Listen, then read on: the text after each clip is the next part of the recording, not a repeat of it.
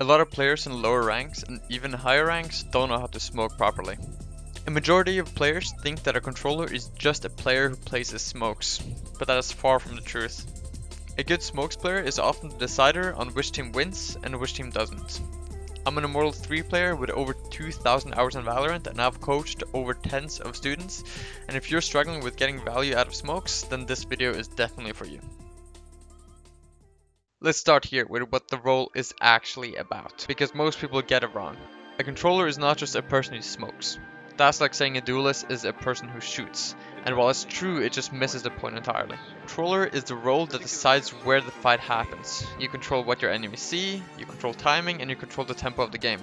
When you smoke an opening, you're not hiding yourself from the enemy, you're choosing where the fights are taking place. And before I touch on any agent-specific stuff, you need 3 principles. These work on every map, every agent, every rank. The first one is to smoke to isolate and not to hide. A good smoke reduces the number of angles that your team has to clear. Look at this. If I were to smoke off A main, I would be stuck checking 4 angles when we retake. With the smoke, I'm checking 2. Smoking logs removes the angles from guards and parts of site, whereas smoking for the backside cross removes angles from main, site, and isolates a possible player backside. It means that trading for the enemies is going to be a lot more difficult. A bad smoker here would just smoke A main, call it that. But a good smoker smokes sites and plays around the enemy and isolates fights that way.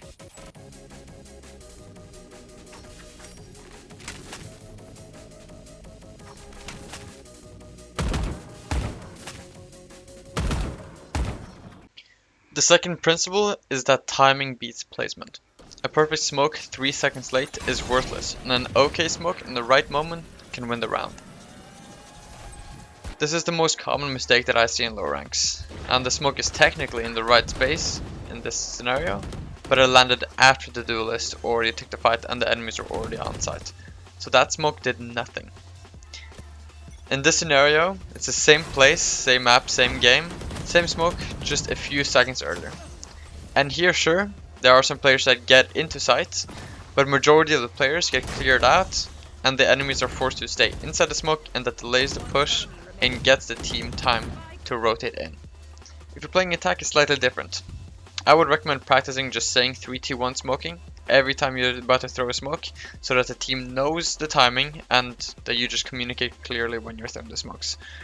Otherwise, you can't just hope that the team will go out on the correct timing even though you haven't said a single word. This last one may seem like common knowledge, but a lot of people forget to actively apply it in game. In lower ranks, people will often smoke something like this, and if you're peeking this angle, the smoke will be of no help. Sometimes the best smoke you can do is a smoke that allows you to live longer, so smoke the corner you can't afford to look at. Say I'm retaking A site on heaven. If I smoke short, I block that one angle, but it doesn't help the retake at all. Instead, I should smoke close left so that the angles that would shoot me in the back are covered. This single shift in thinking will give you extremely high value with your smokes. I just quickly want to go over some basic knowledge in pre-round and specifically towards economy.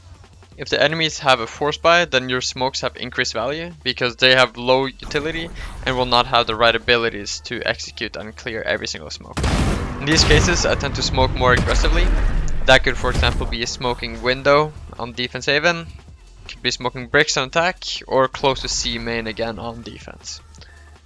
But remember to apply this to all maps and all smokes. This works all the time. Just remember to have aggressive smokes when they're on a force buy, but don't just do stupid smokes that you can't play off of. The main idea is to make them use util early on so that they have less for their executes.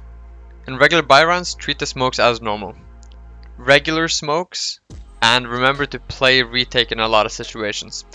You don't always have to use your blind on Omen, all your stars on Astra. Sometimes it's better to just give the site to the enemies and then save the util for a retake.